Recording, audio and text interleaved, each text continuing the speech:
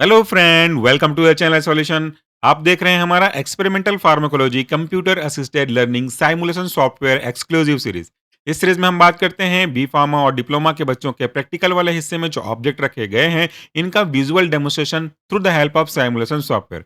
और जिस simulation software की मैं मदद लेकर के आपके लिए डेमोस्ट्रेशन बना रहा हूँ, इसे डेवलप किया है bureau for health and education status upliftment ने। और हमारा आज का ऑब्जेक्ट मेरे ख्याल से इस सीरीज का सबसे छोटा सा ऑब्जेक्ट है, और ये है to study the effect of tachyphylaxis. चलिए शुरू करते हैं हमारा एक्सपेरिमेंट। उसके लिए मूव करना होगा हमें हमारे इंस्टीट्यूट पैनल पे। इस पे क्लिक कीजिए तो आप अपने इंस्टीट्यूट पैनल पे पहुंच जाएंगे। काफी सारे ऑब्जेक्ट हैं, fourth fifth six semester diploma second year के रेस्पेक्ट में, लेकिन हमारा ऑब्जेक्ट बाहर में ऐसे आपको दिखा हुआ नहीं दिखाई देगा। इसके लिए हमें चलना होगा किसी एक ऑब्जेक्ट के अंदर में, और ये रहा हमारा ऑब्जेक्ट था। मेन ऑब्जेक्ट की अगर बात करूं, effect of drug on dog BP and heart rate, ये हमने पहले कर चुका है। इसी ऑब्जेक्ट के अंदर चार अलग अलग मॉड्यूल हैं, देख रहे हैं आप यहाँ पे चार मॉड्यूल लिखा है, तो इस पे आप क्लिक करिएगा। अलग अलग मॉड्यूल्स के वीडियो अवेलेबल हैं। Effect of different drug on frog BP and heart rate available है। Reversal action of adrenaline available है। रिवर्सल एक्शन ऑफ एस्टाइलकोलिन ये भी अवेलेबल है। और आखिरी हिस्सा वर्चुअल प्रैक्टिस टैकीफाइलैक्सिस, इस पे करते हैं क्लिक। फिर क्लिक करेंगे to start experiment click here के ऑप्शन पे। बहुत छोटा-सा इंटरफ़ेस है। ऊपर में आप देख रहे हैं टॉपिक आपका टैकीफाइलैक्सिस, बीच में आपका व्हाइट कलर का विंडो डिस्प्ले है, जहाँ पे कोई भी ग्राफ बनेगा तो वो आप यहाँ पे देख पाएँगे। मतलब ग्राफ बनने के लिए कामोग्राफ पेपर है, समझ के चलिए। लेफ्ट साइड रेड कलर में जो पैरामीटर्स हैं वो आपके हार्ट रेट के पैरामीटर हैं। राइट साइड ब्लैक कलर में जो पॉइंट्स दिए गए हैं वो आपके बीपी को रिप्रेजेंट करते हैं। टैकीफाइलैक्सिस का डेफिनिशन यहाँ पे दिया गया है, मैं आपको समझाऊँगा। उसके बाद ड्रग सिलेक्शन का है, इंजेक्ट का ऑप्शन आएगा। और उसके बाद ड्रग का असर आप देखेंगे। तो टैकीफिलैक्सिस क्या कहता है? पहले जो लिखा है मैं उसको आपको एक्सप्लेन कर देता हूँ। टैकीफिलैक्सिस इज़ द कंटिन्यूड और repeated exposure to a drug that में lead to weaken the pharmacological response. मतलब टैकीफिलैक्सिस एक ऐसा प्रक्रिया है, ऐसा घटना है फार्माकोलॉजिकली, जिसमें अगर हम किसी पर्टिकुलर ड्रग के डोज़ को, एक फिक्स डोज़ को रिपीट करते जाएँ या बहुत फ्रीक्वेंटली देते जाएँगे, तो कुछ समय बाद उसकी फार्माकोलॉजिकल एक्शन में कमी देखने को मिलेगी। यानी कि जो शुरू में पहली बार जो लिए थे और उसका जो असर मिला था, वो आपको आगे नहीं मिलेगा, उसका असर धीरे-धीरे कम होता जाएगा। This presume to be consequence of diminished receptor sensitivity. इसका कारण ये है कि इसके पीछे रिसेप्टर की सेंसिटिविटी कहीं न कहीं फ़र्क पड़ रही है, जिसकी वजह से वो रिस्पॉन्स आपको नहीं मिल रहा जैसे पहले मिला करता था।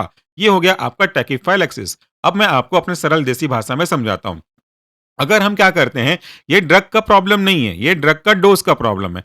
कि अगर हम ये करें कि कोई भी एक ड्रग के डोज़ को लगातार फ्रीक्वेंटली लेते रहें, भाई हर 2-4 दिन में लेते रहें, लगातार लेते रहें, सर दर्द हो रहा है, बर्दाश्त नहीं हो रहा, ले लो। तो आप अगर फ्रीक्वेंटली उस चीज़ को लेते रहेंगे, तो जो शुरू में एक्शन आपको मिल जाया करता था पर्टिकुलर डोज़ के रिस्पेक्ट में, वो बहुत समय बाद वही असर उसी डोज़ पे नहीं मिलेगा आपको।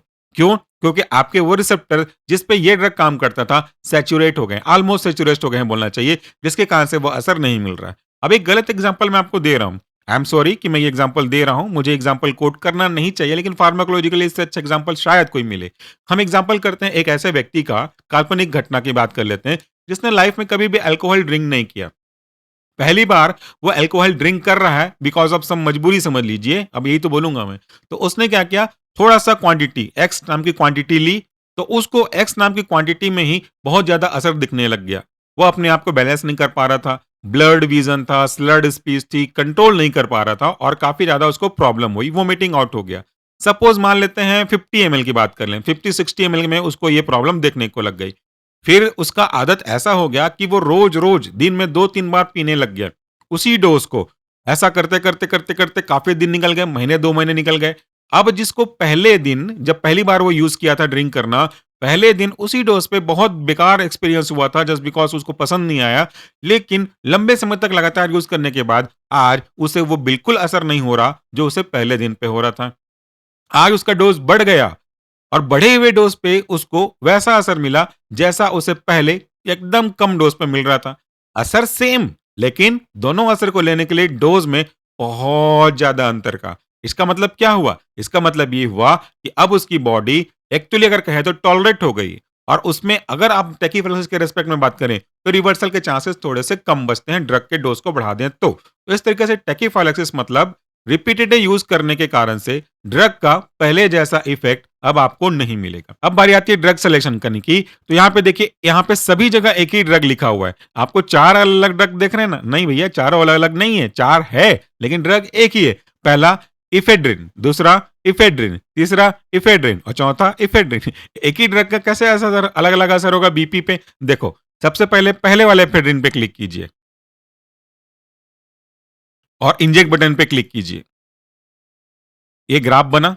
अब देखो, शुरू में इफेड्रिन का क्या असर है ग्राफ के अकॉर्डिंगली? मैंने कहा था ब्लैक कलर आपके बीपी को, तो बीपी बढ़ रहा है। रेड कलर हार्ट रेट को, हार्ट रेट भी बढ़ रहा है। कॉमन सा इफेक्ट है, ठीक है, याद रखिएगा इस चीज को। इसके बाद दूसरा, पहला तो ऑटोमेटिक डिसेबल्ड हो गया, दूसरा इफेड्रिन, इफेड्रिन ही है लेकिन दूसरा इफेड्रिन रिपीट कर रहे हैं, इंजेक्ट कीजिए। देखिए ग्राफ तो अभी भी है, हार्ट रेट भी बढ़ा है, ब्लड प्रेशर भी बढ़ा है, लेकिन लेंथ को देखिए, आप इनके मेजरमेंट करिए हाइट को, कम है पहले वाले से। अगला ड्रग, दूसरा भी डिसेबल हो गया, तीसरे पे मैं बस क्लिक कर सकता हूं, पहले दूसरे पे नहीं। तीसरा भी आपका इफेड्रिन है, सेलेक्ट कीजिए, इंजेक्ट कीजिए।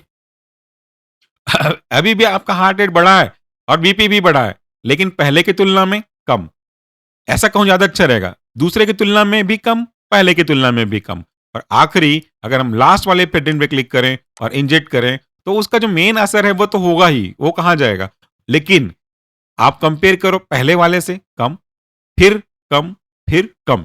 अगर इसको मैं ऐसे कहूं, सबसे पहला वाला ज्यादा आपके ब्लड प्रेशर में चेंजेस ला रहा था, बीपी आपका बढ़ा रहा था। दूसरा वाला बीपी थोड़ा कम बढ़ाया कंपेयर टू पहले वाले से। तीसरा वाला बीपी बढ़ाया लेकिन कम कंपेयर टू दूसरे वाले से। चौथा वाला बीपी भी बढ़ाया लेकिन कम, किसके कंपेयर में? तीसरा। यानी कि रिपीटेड डोज देने पे उसका असर कम हो रहा है। लेफ्ट टू राइट जा रहे हैं हम लोग, तो ग्राफ धीरे धीरे धीरे धीरे कम होते जा रहा है। तो ये था हमारा आज का छोटा सा ऑब्जेक्ट, टेकीफाइलेक्सिस के रिस्पॉन्स को ऑब्जर्व करना। Thank you so much for watching this video. नमस्कार, टेक केयर।